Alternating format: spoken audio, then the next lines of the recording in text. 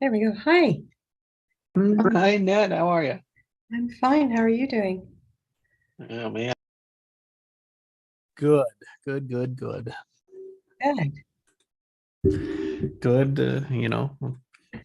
good comparatively. Yeah, man, it could be a whole lot worse, and but I choose not to. There you go. Yes, with spring there always seems to be so much activity in so many areas of our lives. Right. It is what it is. It's the way that it is, and Yeah. it's I certain things shouldn't go the way that they go, yet they do. Yeah. And I can only make up one thing about them. Yeah. Yes. It's all good though, right? It's how we, like you said, it's how Well, it's not we what take I it. want, it's Yeah. not the way I would do it or choose it, but it is like it is. It's the co-creations with others. Oh, this is it. I was just going to say that when you're co-creating with others, you're not in the driver's seat for them, right? That's right. But And they sure tried to jump in on top of your lap. or they move it, they change it, and it doesn't go towards our plan. And yet, there's certain things that are going way slower than they need to, but are going to be really big, so Yeah. part of what we were, as like working this morning, it's like if we already designed it ourselves, it's like you just sit in the lesson going like, you son of a bitch. That's the way I have to learn it. Yeah. When can I be done with this lesson? Yeah. Yeah, because yeah, I'm going through something right now where the cages are being rattled the last 2 weeks, and I'm maintaining my integrity and everything, composure and everything like that, and just trying it. Oh God, it's hard. I have to laugh just to let the stress off, but yeah, it really shows you what you're made of then. Yes. It really does. Uh, Yeah. But yeah. Hmm, all sorts of things, and yeah. practicing in the, staying in the end result, holding it there, part of the creation. And, if I wasn't where I was at, I'd be a shitstorm mess. Hmm. Yes. Let's be truth with it. Yeah. Yeah. I couldn't have handled it. Let's put it that way. No, because you would see it from a very different perspective, and there would be a lot of drama wrapped up in that too. Yep. Yes. And that's where a lot of people are coming from. Uh-huh. As Chris says, behavior is everything. Everything. It sure is. So part of my lenses for yesterday, because I wrote out the FOR, the four with the truth and the trust to equal the win. And what I did, I wrote the word focus and then the things that I'm focusing on, and then observe the things that I want to observe. And behavior is everything was my comment for that one. Same with rest. I do realize I need to get more sleep. I'm getting exhausted again. So sleep and nap, and that's definitely what I've been doing today, and I'm going to do over the weekend as well. So it's just, but yeah, just breaking it down, the truth. Yeah, like if you always tell the truth, you never have to remember it, right? Mm-hmm. And the trust part that I won't die. That's the biggest thing for me. That's what I came up yesterday with. So that's what I'm getting for that. Wonderful. I love it. Great mastery. So thank you for sharing. Yeah, okay. I as well, I think a observer has like taken a new level for me, like to Mhm. observe that. And like what I like was sharing this morning, or like aware of this morning, was I'd wrap it all into energy, like our energy. And it was like a breakthrough of like observing our awareness. It's like, oh, what are we aware of? And Pascal shared a story this morning of a guy. um, he watched a podcast, or some guy speaking about it, and where the doctors He went to the doctors and they're like, nothing we can do for you. You're paralyzed. Uh-huh. And he left there saying, well, I will see you in 100 days walking. Wow. And he did. He did. Oh my God, it's amazing. And what he's like, this is what I did for it. And Pascal shared it. And it was like, as he shared it, it was like, oh, that is observing one, Allison. You're always like, observe who we are, what we're capable of. Observe it. And so Annette, that's where I like to tie observing to. And it was like, what he did was he said, oh, there's a desire. Mm-hmm. I have a desire. Yes. I have an intention. Mm-hmm. I have a thought. Feelings, actions create habits that turn into behaviors. Yes. And all of that leads to feedback back to your desire. Yes. So basically the question then is, how are you going to show up today? Mm-hmm. What will you focus? Yeah. What are you aware? What are you observing? Yeah. Mm-hmm. Mm-hmm. Oh, Those steps are so well crafted and put together, Jesse. Well done. yeah, I did. I thought it was brilliant. Yeah, it's when anything along that line is diverted as a trigger or something along that line, that's where the focus needs to come in. I'm just talking personally, to get back on task, get back on the track, get back on to the desire. And this is where I was talking about rattling the cages, right? So it, how I can let it get to me and react, or just say, I don't need to know. And that's the word I've been saying. I don't need to know. What I've know, like when that is the answer, it's like, oh, timing's an issue. Timing's tied to it, and it's like, of course, we've got time and space, and it's like timing's connected to it. Do I need to know now or later? It's only then. It's only those two. Right. Yeah. I was listening to an audiobook. Oh goodness, I can't remember whose it was, but anyways, they made the comment that time is not law. Not. Mm-mm. No, people try to make it. You have to do it now, right? Yeah. Well, it's an urgency. Like time can have a pressure and an urgency to it. Mm-hmm. Yes. Jenny, Allison, how are you? It's so wonderful to hear Annette's voice Yes, it is. and to get your Yes. conversation. Pardon me, I just got gas, so Yeah. not Well, stay on mute then. digestively, Stay but- on mute then. not digestive. Good thing we're not smelling it. No, I got car gas, but I'm still in a bit of a place where it's not as quiet as I would like. So I'll just leave you to chat. It's good to be with everyone. Good to be with you. Thank you.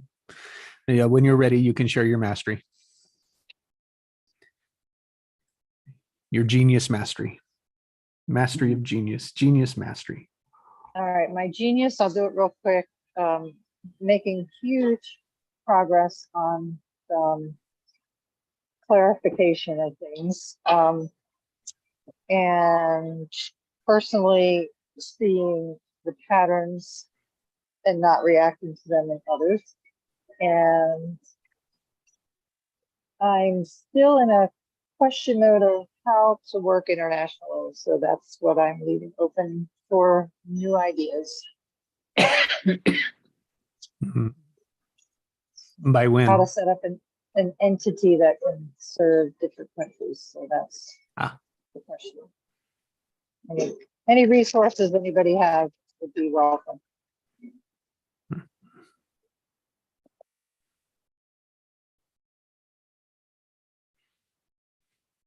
I don't know. Well, there we go. There it is.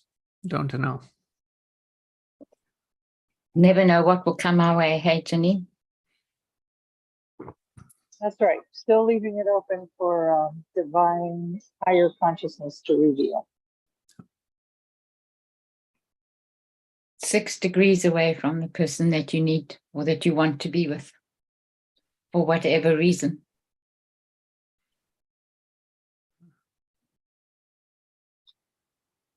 And Allison, how are you? I am inside of myself. I am a lot better. My body is better for that, for sure. I kind of feel like a drunk person walking around the house still. But I have a few answers, which was very useful. So I have a new plan, and that always makes space, right? Opens things up. I have a little bit of a new map.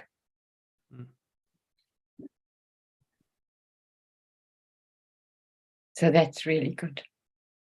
What coordinates changed? What coordinates changed? Okay,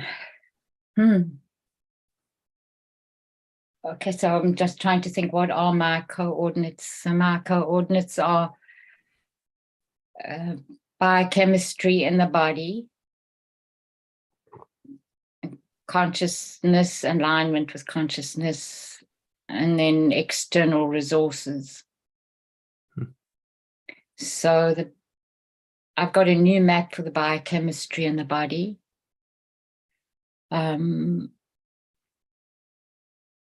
I think the alignment goes back and forth, right?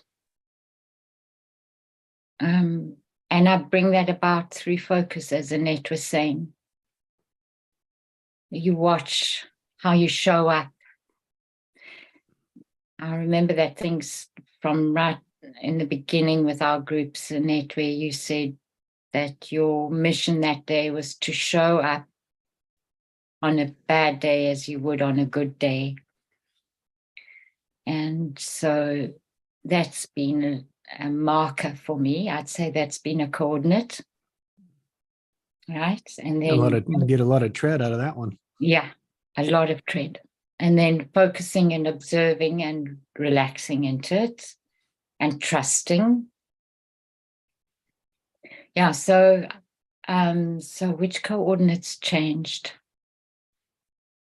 It was I didn't fall into the confines of what felt like to me like a physical depression, and I could ride it in a way by letting go. And then I already had resources, and I've already got collaborative things going on, and all of those helped in one way or another. And this morning was kind of really important for me with my functional medicine guy, and he gave me a new map, and now I've got a new plan, and I'm here, and I'm having a better day than yesterday. So that's really good. I'm still trying to think of how to answer your question. Shoot.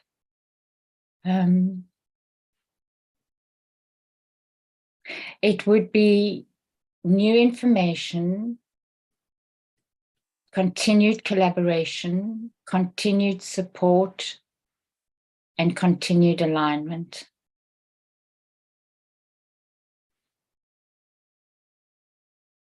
Let's say that. Pass.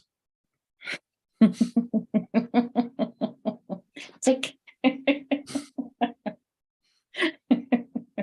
Approved. Yeah. So I've got an interesting story to relay. Can I relay it? Yes, please. So it's not my story, but it's one that I've been observing. And it's about a relationship. So you have a woman in her late 40s who had breast cancer, who wanted desperately still to have a child. She didn't have her own children before.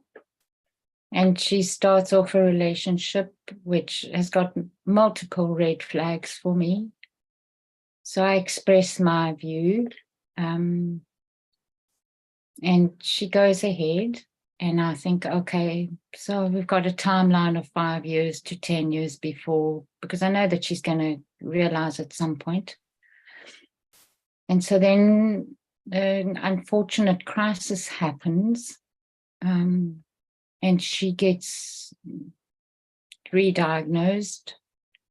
So now the opportunity for having children gets taken away. And the relationship, of course, was always tumultuous in these last 8 months. And to cut a long story short, I had a session with them yesterday for the first time with the two of them because I'd referred them out. I didn't think it was a good idea for me to see them. And she phoned me this morning. So yesterday was to avert a crisis, and she phoned me this morning and she said, I'm done. And I said, are you sure? And she said, yes. And I said, what do you have? And this was her answer. I no longer need to have a child. I am enough. This is being and will continue for a while to be a healing crisis. My life will be different and better after this. I was like blown away, just blown away. So I celebrate that. And a lot of that is, I've been seeing her on and off this year, not much at all, because she knows that I've got my doubts about the relationship, and I've known her for too long because she came to me when she was first diagnosed with the breast cancer, and I went through all of that with her, which is about 5 years ago. Yeah, so something came through, and it was good. It was really good. It's very sad. Very, very sad for both, not just for her.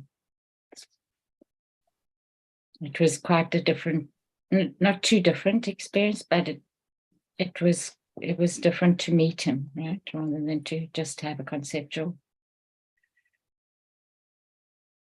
So I heard you, part of like where I'm listening with you was I heard you point to where are you now? And the power of just the truth of now.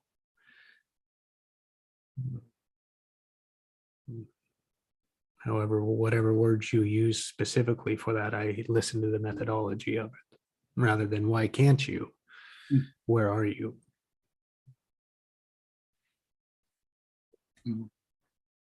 I like those words.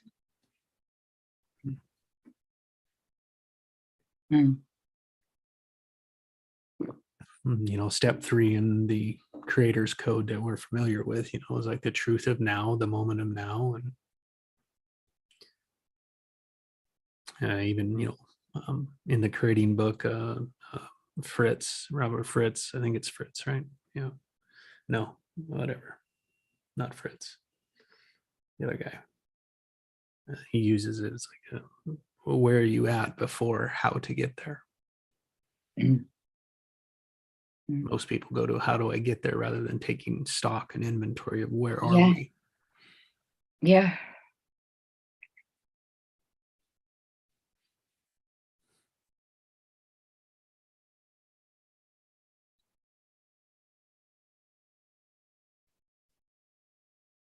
Ties example of where she was giving her power and where her focus was on the power, that where it was expanding and where it created that chaos to it, where it had to come to the realization of where she was, where she could let it go.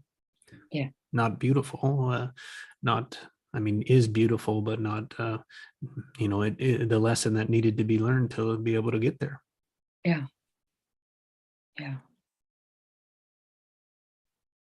All for whatever reason, to handle whatever's coming for why ever we created it. I know. You know that Zen parable about the farmer that he has a son. So at the birth, the son, so everybody in the community celebrates the son, but he has a lame leg. And you're, oh, this is terrible. Terrible to have a child with a lame leg. And the father says, no worries, no worries.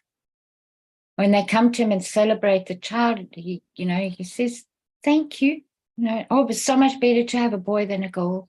Well, don't know, not so sure. And then the story goes on each time, like what the community celebrates, and he just stays very present with what is. And all the trials and tribulations that happen, and in the end, the child gets saved from having to go to the military because he has a lame leg. And so he's the one that can then provide food for the community. It's a beautiful parable. There's our timing. There's timing again for us. Timing coming in is like a forcing the time, urgency of time, and not allowing it to just unfold. Mm. And in those stories, it's like, oh, and that's the end of the story. And I was like, no, that story continues. Yeah, exactly. Exactly. Mm. I mean, when I reflect back for myself over the past, so say 4 or 5 years,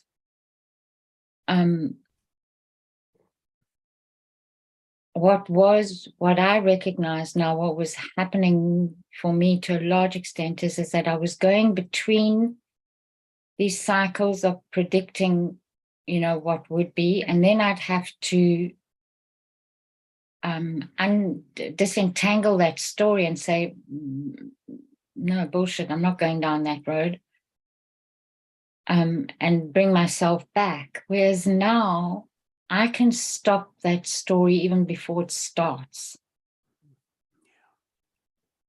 And that, so then I certainly, and I was thinking about that a lot over the last 2 weeks, because it took me a while to recognize that what was happening was that I was physically depressed, and I can understand the biochemistry of why, which I couldn't always be before. Now I've got much more detail in my head, so I know this, I can see the steps.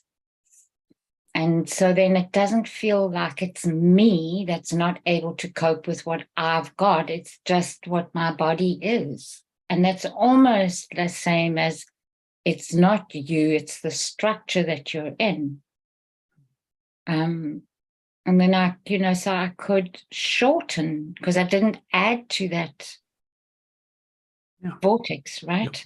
Yep. I Didn't could focus shorten. on it, so it didn't allow it to expand. Yeah. Yep. Yeah. Mm. Yeah.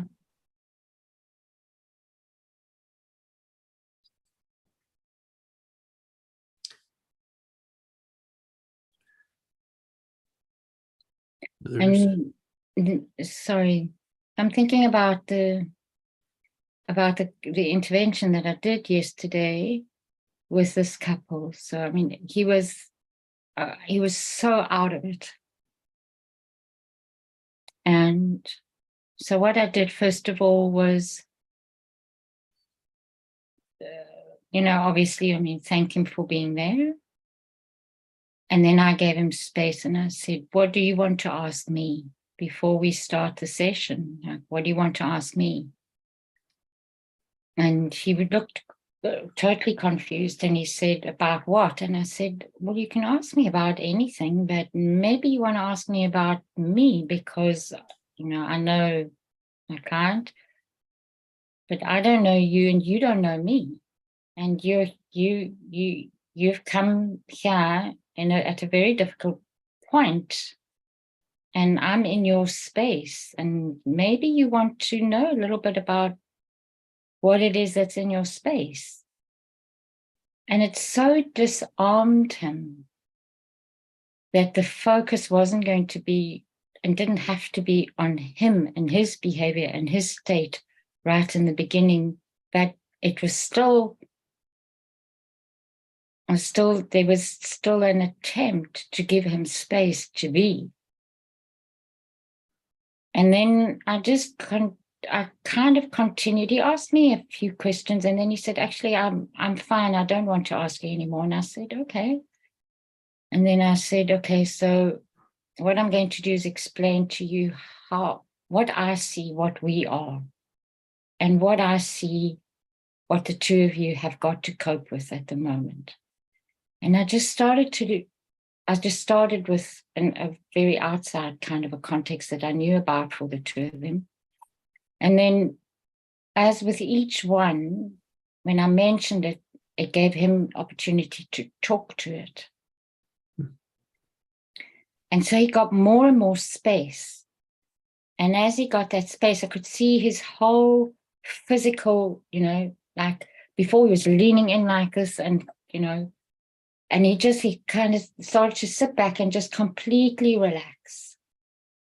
And then I spoke about how the more stressed we are, the more vulnerable we become, the more of a barrier we have to put around ourselves to protect ourselves. And that is a normal human pattern. And then he came out with stuff that he'd never said to her before, never told her about. And it was really interesting to watch it, because I hadn't done it with that intent. My intent was just to watch him and just to look at his physiology and, to see what was going on there. Mm-hmm. And then we ended the session with that their homework was just to write down. They can do 1, they can do 20, they can do 100. What do they want? What do each of them want? And then he's a teacher. And then he looked at me and he said, and what else do we write? I said, well, when you've written down what you want, then you can say, what does that give me? And you keep on asking that question until you can't answer it anymore. And then he looked at my client and he said, she does what I do in the classroom. I start at the end and I bring them back. It's so interesting, eh?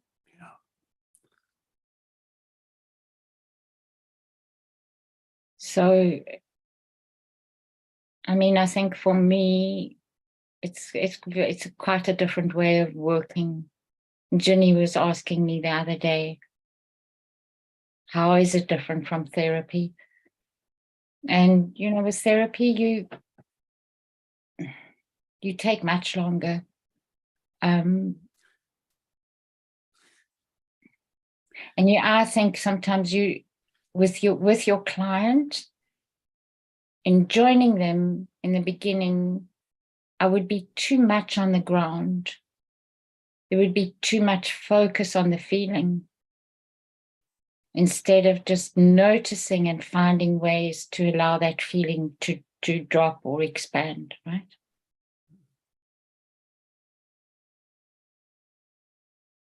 And it felt much easier, like so much easier for me. I mean, before I probably would have said, no, sorry, can't do. You got to go and find somebody else to deal with this crisis. I'm not doing it. So that was good.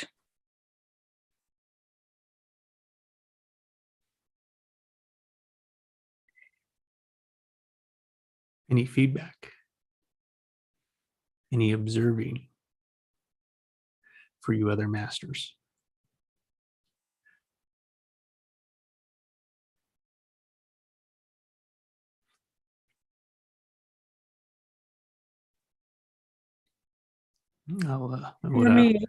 Sorry. Yeah, For me, what it showed was an extreme amount of respect for everybody that was present there. And there was no finger pointing, because that's what I'm going to just say this, is just, that's the typical belief of what happens when you join somebody at a session of any sort, a meeting or whatever. You feel like you're walking in a lion's den.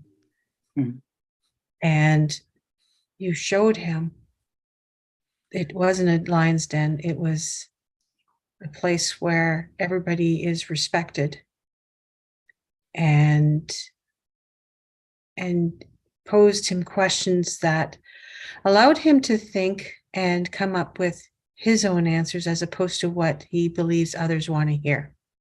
Because it's difficult to answer those types of questions. Like the questions you asked him, it's difficult to come up with an answer of what he believes somebody else wants to hear then.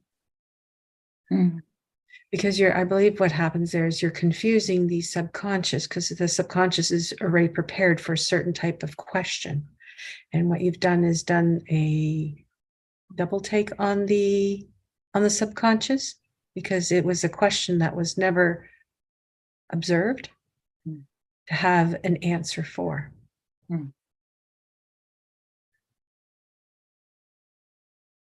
Well said. So what I heard is listening for what's not being said.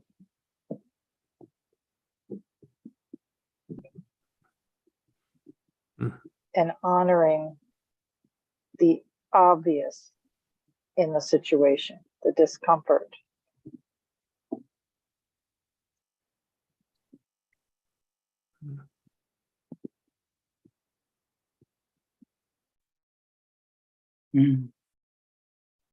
So, Allison, in this here, what did you observe for his behavior, though? Oh, I still observed red flags.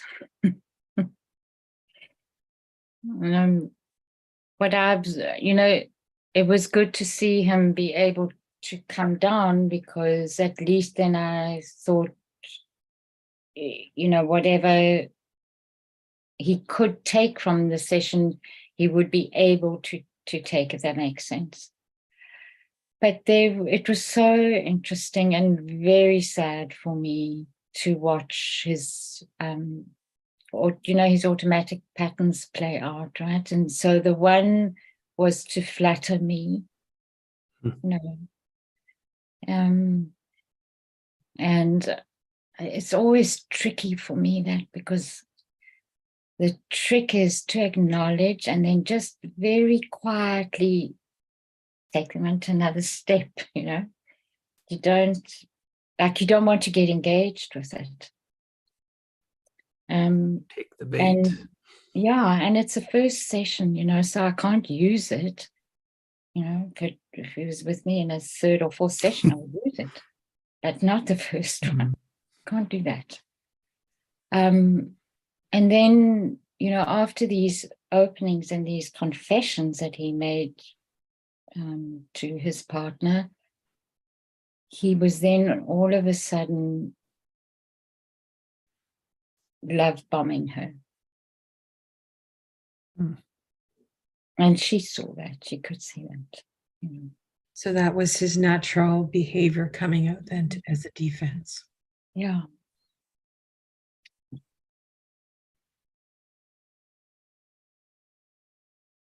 Because that's what the unconscious knows what to do to survive. Yeah, how to get through those types of moments, because it sounds like he was in a wobble. He's very damaged, I think, and he really, but he found his feet somewhere, and that was a recognizable experience or territory at that point. And so then it became just naturally to love bomb her, because that is a pattern of behavior that he knew what the outcome would be, or it was a dependable outcome. Yeah, he thought he knew. Yeah. Yeah, previous experience has taught him right? Mhm. Patents. Yes, and so when I was talking to her today, as part of what we spoke about was her recognition that by drawing the boundary and walking out of the relationship, it's the greatest service that she can do to him, right? Because everybody needs their patterns that are destructive to be confronted. If you feed that pattern, you do that other person as much damage as what you do to yourself when you're in an abusive relationship. And that's a hard one to recognize when you've been in love with somebody. Very difficult one, that. Yeah, I can really say yes on that part. Mm-hmm. I think it's the most difficult thing that we are called to do at times, that, with our intimate partners or with our children. Agreed. Yeah. Tough spot. I don't think it gets more difficult than that. But it comes back to, it's like, I'm going to lose even more. I can't lose anymore. Yeah. And, that part about, trusting that you're not going to die, because at that moment, it just feels like you are. Because everything of great importance is just falling away, and you can't even grasp it. It's just sliding away. Yeah. Yeah. And these big crisis points that we meet in our life, if we can meet them with enough support, and I really, honest to God, for me, that is critical. I can remember in my honors class, we had somebody present a paper that had been working with child welfare, and she said, children are resilient. And before, I had no control. But I was standing up in a lecture hall and said, that's bullshit. Children have as much resilience as their parents can support them to have. And I was so embarrassed. I had to crawl under the bench afterwards and sit down. But that's how seriously I felt about it, and I still do. You say thank you for the lesson, sure, but your gratitude really lies with the support that you have to get through those lessons.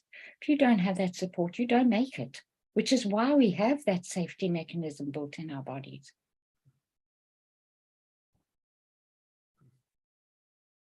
We're social beings. Yes, I really like where you say you have to have that safety, the safety net there, the support. Yeah. And it's a balance, right? Because, I had to have Jesse knock me on the head and say, safety doesn't let you grow. And it's true, it doesn't. It keeps you safe for that period of time. But if you stay there, you're not going to grow. So you have to weave in and out. And for me, that's collaboration, right? As a parent, as a partner, as a friend, as a work colleague. It's that dance, that beautiful thing that our bodies can do. We can go and dance. So I have a question. If somebody is in a crisis and somebody else tells them, think of this as a teaching moment. You have my permission to smack them. Perfect. Because it's like, Thanks, Jenny. how do you How do you answer a person who doesn't actually comprehend anything? And Oh, I'm sorry. Did I just espouse violence? Let me retract that. Oh, 'cause I've heard that before, not just to me, but to other people too. And it's, I just, and yeah, anyways. Maybe the right answer is, so what have you learned from this smack in the face? I mean, what have you learned? Oh, goodness. Oh, So we come back to timing here, Annette. yeah, I guess so. Timing's How is that not very- true? So important.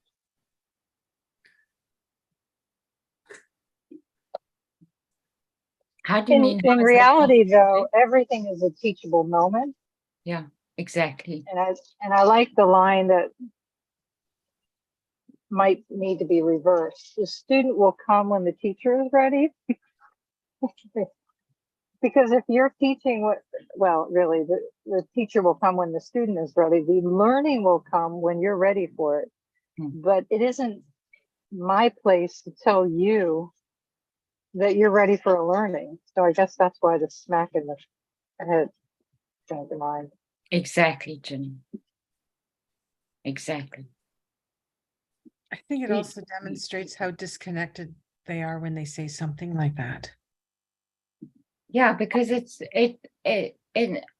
it's said in the wrong time, it's a denial of the experience of the crisis.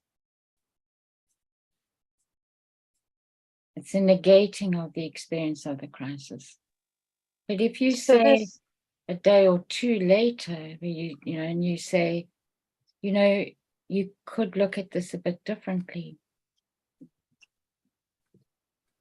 This could be a learning opportunity for you. And if you grab that, things will really turn around.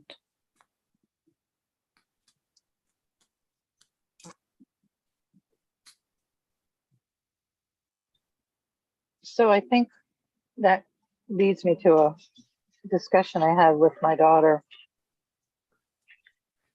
When someone is acting in a way that triggers something in you and me, her, Hmm.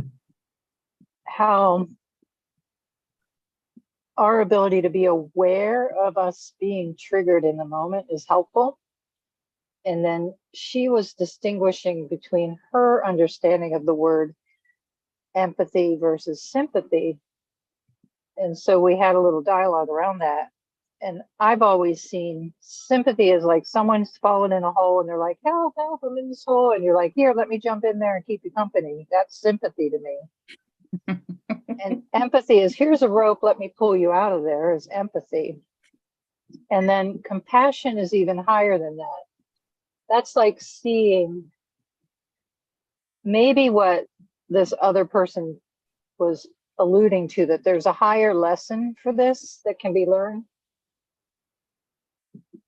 But that sense of compassion, and she said, you mean being detached? And I'm like, yeah, like you're detached from the outcome enough to be support to the person, but not like she's having struggle not taking on other people's energy.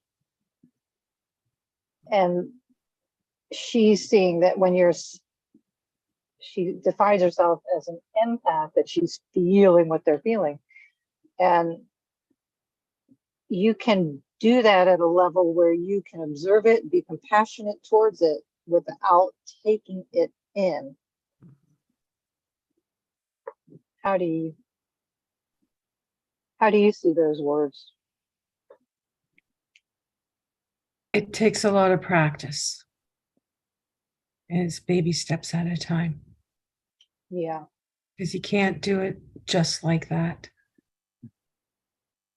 I agree. First of all, being aware that you're being sucked in. There's And a then- pattern. Yeah. There's a pattern. Yeah. Some patterns always playing.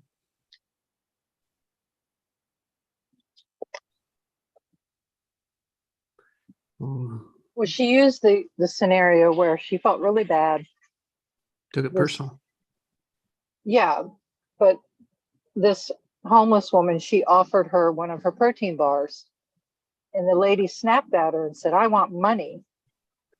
And she was hurt. She's like, you know, here I am wanting to help people, and I couldn't really help her. I couldn't give her money. And I said, well, part of that is your issue, and part of that is hers. There You know, go. that's that co-creating. Whose resistance is it? Yeah. Yeah. That's a tough lesson. I mean, that's a tough one to decipher, to pull out. Well, first of all, to notice that, oh, there's a difference. Yes. I mean, in all reality, she was offering help. She just didn't want it. Fine. That's your choice.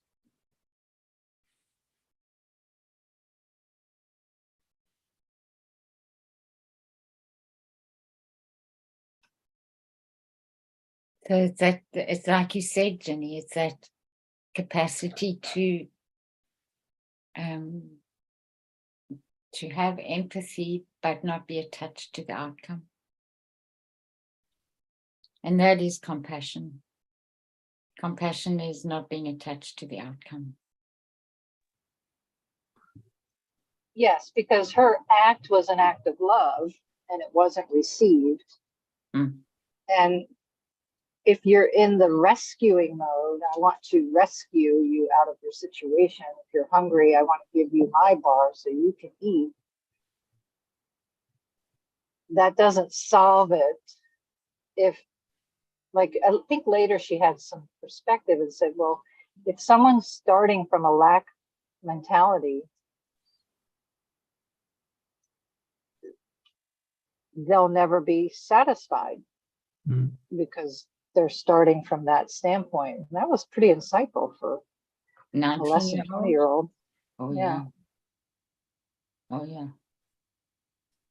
And yet, how many times do people who aren't on the streets put their happiness in the hands of someone else's actions? Yes. I can't be happy unless you do X.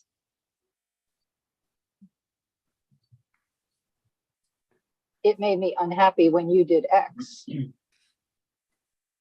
Why can't you be more like me? Yep.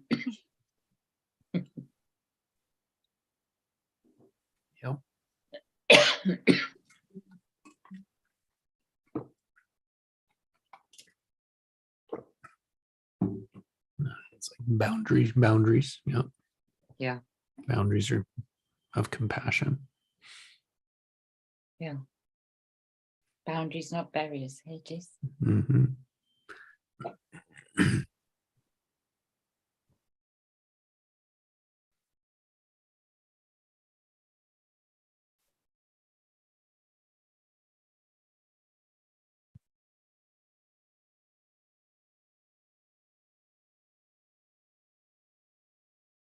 Here's another thing with compassion that that I noticed yesterday after doing that session, which, like I said before, I probably wouldn't have done, was that physiologically I was light when I walked away from the session. And I didn't know, and I didn't need to know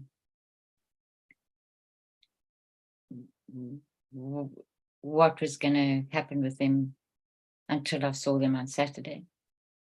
Whereas before, I would have gone to bed like wondering about what was going on. So the reason I'm mentioning this is that I could, as you say, Jenny, be detached from the outcome. The only thing that was important to me at that point in time was that I could provide something of value in the time that I had with them.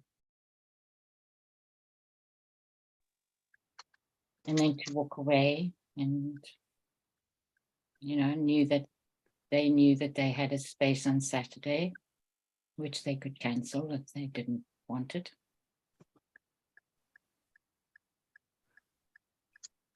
So that was a step up for me. That's really powerful, Allison. In the bigger sense of things, doing what you can in that moment to be of service is all that we can ask, Mhm, and detach from the outcome. mhm. It's a very big one, that. And yeah, you know, and I'll say this, that I used to be concerned for people to the detriment of myself and of no service to them. It didn't matter. Like, what I wanted was impervious in a way. It didn't make any difference. They were still going to play out what they needed to play out with what they had.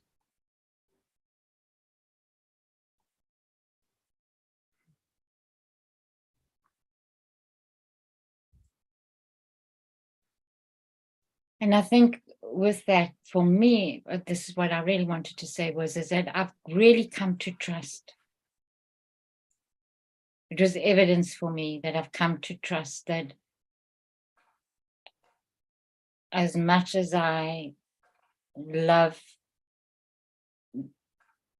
people, and when I love someone, my boundaries are open.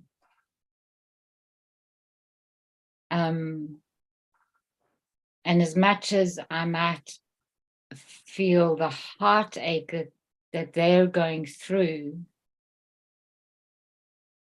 I can trust now in a way that I could never trust before. And that came from me having to separate myself out from, I'd say, two of the most important relationships, longest relationships that I've had in my life.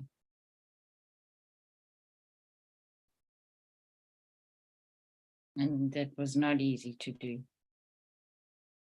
But it had a really good outcome, a really good outcome.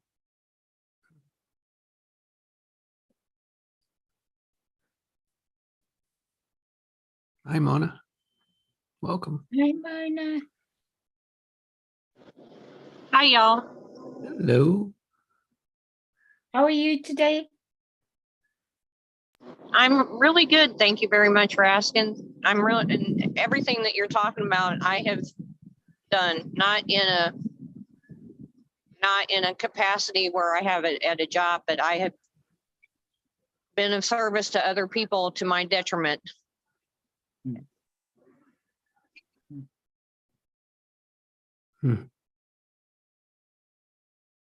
Yeah, there's a, worth is very tied into that one.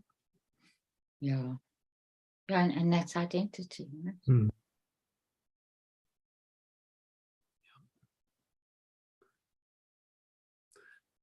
There's that, and then the emotions that go with that, and then others like mine, like I don't relate to that pattern. Mine's the prover pattern, which is a fight for it pattern. Looks the same. I mean, but they end up at the same place in the same way, but approach differently. Mm. Mm.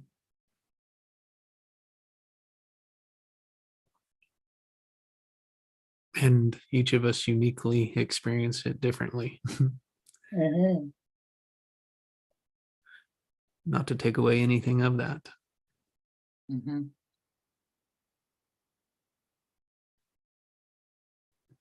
We can never cease to be amazed at the variation that there is, and the diversity that there is. That's right. The equal uniqueness Mm-hmm. Mm-hmm. It was I was in a group yesterday, and the one lady said, she's like, well, I've talked to people that don't have that self-talk in their head. And it was a part of that same thing. It was like it was like a part of the lesson, right? Is well, don't assume everyone sees the world the way you do. So it was the same thing. It was like, well, I might agree that they don't know they're doing it. That's I what I'll agree give with them that, credit Jesse. for. What's that? I really agree with that. We I all do have too. self-talk. See, we don't all recognize it when we're doing it. Sometimes it takes somebody outside of us to point that out. Yeah. And the I think self-talk can be negative or positive. It doesn't have to be one or the other. that's Exactly. right. It Exactly. ends up, it is, and it's usually whatever one we keep playing. We're just not aware we keep playing it. That's right. That's right. Yeah. I mean, so I think we all have it. So we all have a little voice in our head. Some of us have more than one. I think we've all got more than one. You think, Myrna? So Yes. some of us have a choir that we're trying to teach. I would agree with that. And we're the conductor trying to sing them all together, bring them all to sing on the Yeah. same page. That's Cle- exactly it. Judy. We're Yeah. at letter A. And we're in the chorus right now, ladies and gents. Please, every one of them. Jenny's on a roll again today.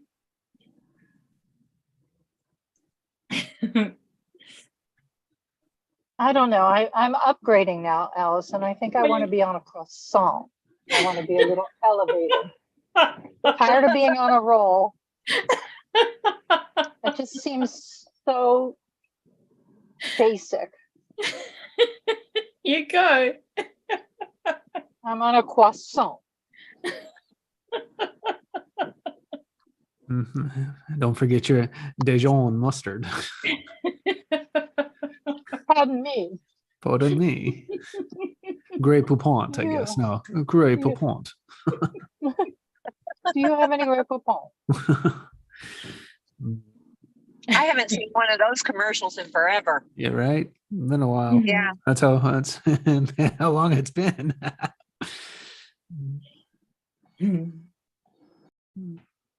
Well, it's funny because we were talking earlier about, the image of a phone with the squiggly line, kind of the triangle shaped phone with the handle that you pick up. And we know what that is. But is there a generation of people that you would have to show them an iPhone to understand what that means? Oh, yeah. Yeah.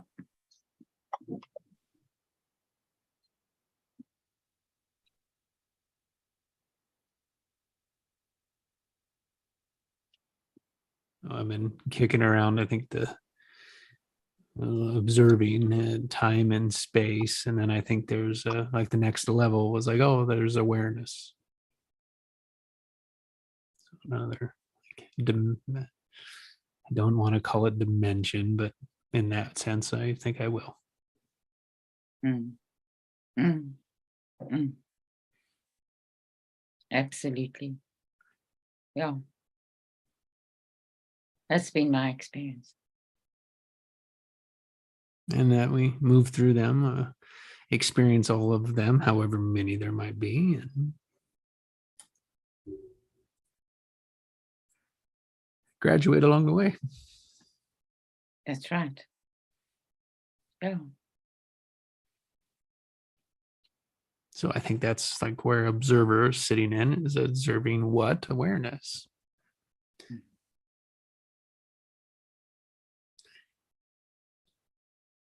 It's been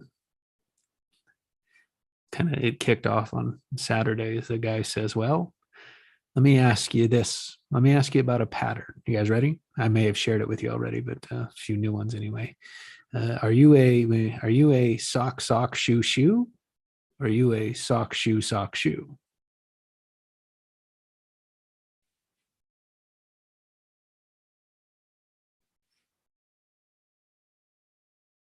You're referring to how you put your shoes on if you have bare feet? I don't know what else I'd be referring to, but yes, I think. Okay. I'm Is a there sock something else shoe, I could sock refer it shoe. to? Because I'm just trying to think, well, what am I? Well, sometimes I just go barefoot right in the shoe. Yeah, there you go. Yeah, many of you say that. I mean, I know only flip flops do I do that. But I also I'm just know a barefoot kind of person. hey, I'm talking to the wrong crowd then. But what I was thinking, it was like, growing up, I think I couldn't wear shoes in the house. I'm a sock. I do socks. I still do it because my shoes aren't right there by my bed where I get dressed. It's like, so I'm a sock shoe. Now the point of it is when we're aware, it's like, now it's like, how often are you aware of it when you do it? Because it's a choice. Oh, I could get dressed, sock shoe. I was like, when I did it, the one time I did it, I was like, oh, that was different. Yeah. That was two less movements. But I needed both of them available. Wasn't always the case.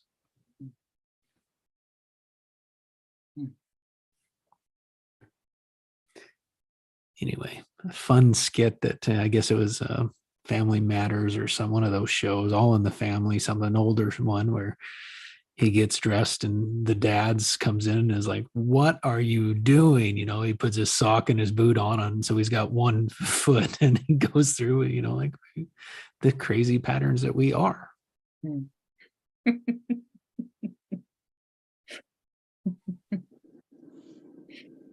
Yep.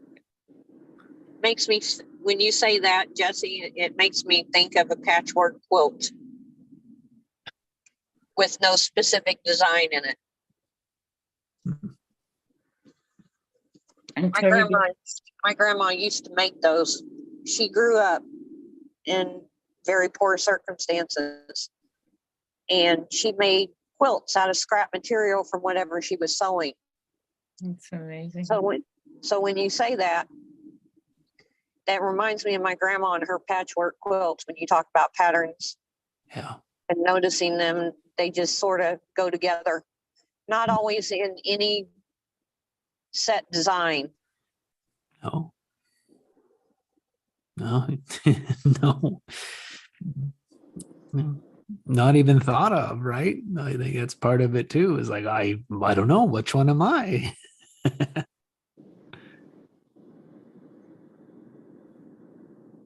I think, and to the point is the awareness of how much we're not aware of. Exactly. I'm aware that I'm unaware. Mm-hmm. Yeah. And also it's awareness about the now. Yeah.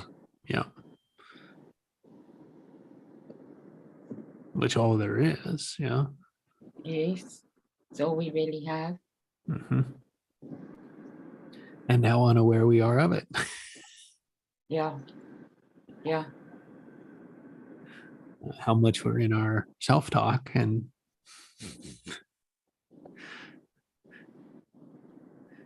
whether it's in the past, the future, or now. People self-talk different ways too. Sometimes they literally talk to themselves to sort stuff out. Yep. And I don't think all the time they're aware of it. That's just the kind of pattern. Because when we talk about kinesthetics and being auditory learners and auditory digital and stuff like that, each of those things, people do different things. One of them, they actually talk to themselves. Others are, they learn by hearing. Others learn by sight. And sometimes it's a good combination of them that concretizes it. Yeah. when we can add that action to it, yeah, that movement, that connect the, I mean, that not only does it help enforce new ones, yeah, but it changes the old ones. Yeah. That's why, you know, this work, its action is so important.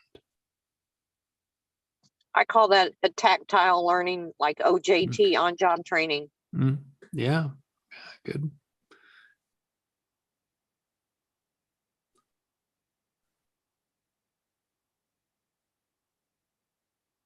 I will say this, in the past 2 years, I've learned so much about not just myself, but being in observance with others. Somebody gave me a homework assignment to watch people when I'm out doing things, see how they respond to each other and how they communicate with each other. It's a very interesting assignment to see and watch how people communicate. Mhm. I'd call that listening Yes, active listening too. and observing, watching, listening, seeing, responding. Yeah, love it.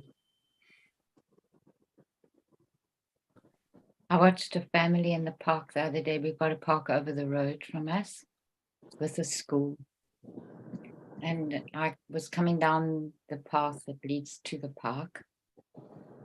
And there was a couple coming up. They were quite far from each other. And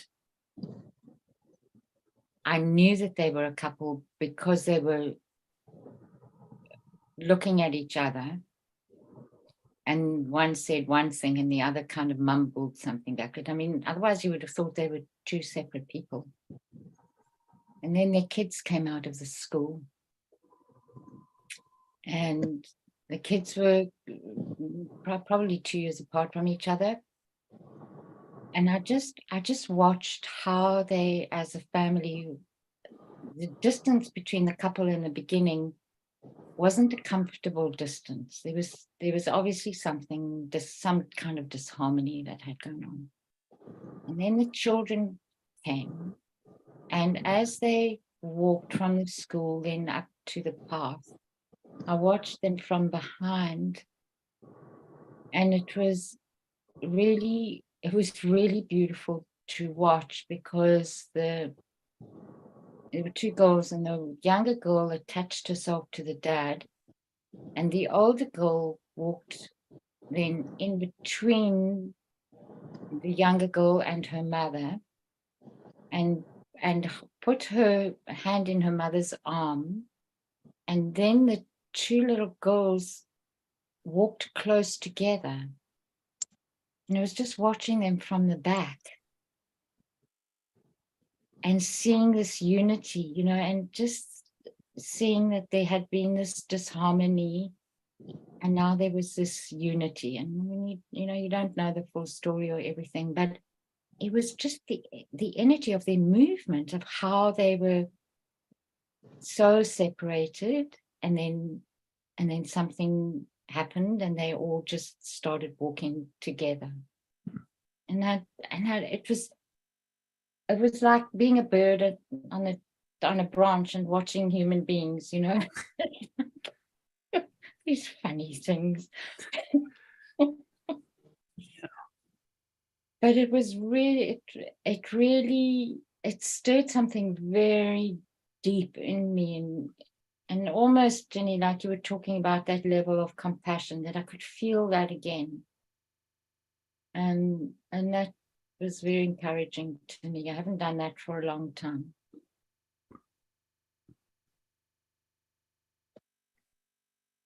It's really cool how watching other people interact with each other affects us too. Mm-hmm. And the things that we can come up with. It's like the exercise that we did with watching people's faces and imagine them mad or happy. Yep. Yeah. It's real interesting. It makes you wonder what they're thinking, you know?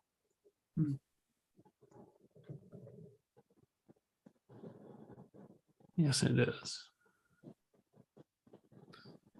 Well, guys, thank you for being here. Really enjoyed working with you. Thank being you. with you. Thanks, Jesse. Yeah, thank you. Thanks, Jesse. I love these sessions. Yeah. Good, good, I good. was just so excited that I was able to come today. I texted Allison and let her know. So, and Yay. I let her know too I was going. So, I God, was so happy. I was too. A good surprise. Thank you, everybody. Have Yeah, a- Thank thanks you, all. everyone. Have a great weekend. You Yeah. too. Thanks, Go Jesse. play, Thanks, Eric, Mona. go play the real game of life. Go play Go. That's right. Take your territory. have a great Yeah. weekend, everybody. Ginny, Allison, Bye. Jesse, Mona. Bye, Ned. Bye, Mona. Bye. Bye, all. Bye. Bye, Rona. Bye, Annette.